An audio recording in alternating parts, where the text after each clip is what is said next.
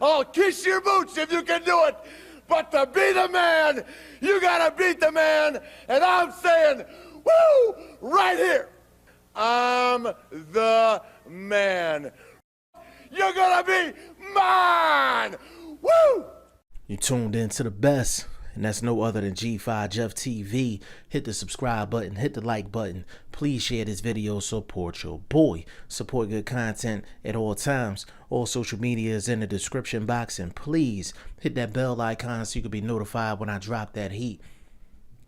I got a very interesting question sent my way via text message by my big homie T. Big shout out to you, T. Sent me a text message and he said, who you got? The 135-pound Vasyl Lomachenko or the 135-pound Adrien Broner? And I was like, damn. I said, that's a damn good question.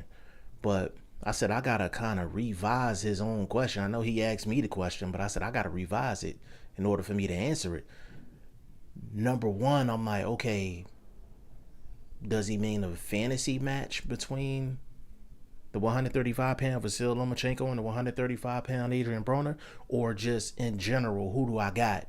The 135-pound Vasyl Lomachenko or the 135-pound Adrien Broner? So I was like, you know what? I'm going to answer it in both ways. So I'm going to start off with who would I think would win a fight between the 135-pound Vasyl Lomachenko and the 135-pound Adrien Broner. Of course, this is a fantasy matchup, but I'm definitely going to answer this question. I think Vasyl Lomachenko would win that fight. I would say probably 8 rounds of 4. I would say 8 rounds of 4. It's the movement and the angles of Vasyl Lomachenko that would win that fight versus Adrien the Problem Broner. Broner, if you think Adrien Broner is flat-footed now, if you think Adrien Broner doesn't have good feet right now, with him being 144, 147, then go watch him when he was at 130 and go watch him when he was at 135. He was extremely flat-footed. And you want to know why he was flat-footed? Because he was bigger than everybody else at 135. So he had no reason to move his feet. He had no reason to show any type of foot speed or anything. He just walked his guys down, boom, boom, boom, and that was it. But against Vasyl Lomachenko, he wouldn't be able to do that. He would have to adjust. And we know now that Adrien Broner, he has a high boxing IQ, but only at a slow pace. Adrien Broner can play slow speed chess. He can't play high speed chess. Whenever he had to play high speed chess, he lost, or he had extreme difficulty in the fight. So Vasyl Lomachenko will be the ultimate high speed chess, and I don't think that's something that Adrien Broner would have been able to handle in a fantasy fight between him and Vasyl Lomachenko. So that answers that question from that end. Now, who would I take at 135? Just in general? That's a good question, and I'm not really sure, and I'll tell you why I say that. Vasyl Lomachenko, he only has one fight at 135. It's the minimum sample size that you can have, and he fought one of the top 135 pounders in the world in Jorge Linares, one of the best offensive fighters in the game. And no matter if you think that Vasyl Lomachenko is pound for pound number 1, or he's in your top 5, or how dominant you think Vasyl Lomachenko is, he was nip and tuck with Jorge Linares. One judge had it for Linares by a point or 2. One judge had it for Vasyl Lomachenko by a point or 2, and the other judge had it even going into the round that Jorge Linares got stopped. Now, after the fight, we found out that Vasyl Lomachenko was hurt in that fight and he had to get surgery. So do we give Vasyl Lomachenko extra credit for that performance against one of the top guys at 135 with an injury? And he didn't say a word about it. He just went in there and fought. Do we give him extra credit for that? I know I do. I definitely do. Because, see, it's guys that lose fights and then they'll bring up an injury. But it's a whole different ball game when you win a fight and you bring up injury. A lot of these guys be injured going into fights. Absolutely. They be injured going into fights. But you just got to fight through it. So, with Vasyl Lomachenko at 135, like I said, small sample size. Then on top of that, Vasyl Lomachenko is not necessarily the man at 135.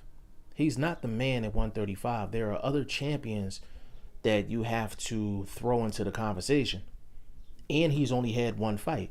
There's some people that think Mikey Garcia is the man at 135, but you don't hear a whole lot of people saying that, because from the way Mikey Garcia talks, he wants to go up to 147. He wants to go up to welterweight. He's going up to 140. He won a title at 140. Then he's jumping back down to 135. Like, he's a freelancer when it comes down to weight divisions. We could see him anywhere between 130 and 147. He was even willing to go up to 154 to fight Miguel Cotto. So, I mean, Mikey Garcia, it's hard to say he's the man in any division, because he's willing to go all the way up to 154 to get a fight. It's crazy. You know what I'm saying? I don't know if it's just talk, but he puts himself into that light. And you can call it crazy or he's just a soldier, but, and just want that smoke with everybody. But it's hard to say that he's the man at 135 when you don't know if his next fight is going to be at 135. Now, I know he's fighting Robert Easter Jr., unification, 135 pounds. Robert Easter's another 135-pound champion that you have to consider. A lot of people don't consider him the man at 135 because 9 out of 10 people think he's going to lose against Mikey Garcia. And Robert Easter Jr. has all the physical tools in the world. He just don't use them. He don't use them to his advantage. He's like a 5'10", 5'11" fighter, and he fights like he's 5'4". I don't understand that. I don't think him linking up with Kevin Cunningham is going to change that. I think that's just something that's within him. Paul Williams was like that. Tommy Hearns was like that later on in his career. Just guys with just extreme physical ability, and they just don't use it to their advantage, to maximize their advantages. So Robert Easter Jr., you just don't know with him. But who the man is at 135 is up for debate, but it's not a consensus that Vasyl Lomachenko is the man at 135. Now, if Vasyl Lomachenko defeats Mikey Garcia or Robert Easter Jr. or even a Ray Beltran and get another belt, then I would say, yeah, he's the man at 135 pounds. But when Adrien Broner was at 135, when AB was at 135, AB was the man at 135. It was no doubt about it. He was the man at 135. Yes, he was bigger than everybody else. Yes, he was walking everybody down. Yes, he was flat-footed like a motherfucker. But he was the man at 135. If Adrien Broner would have stuck to the script, he was supposed to become a superstar, a pay-per-view superstar at 135 pounds.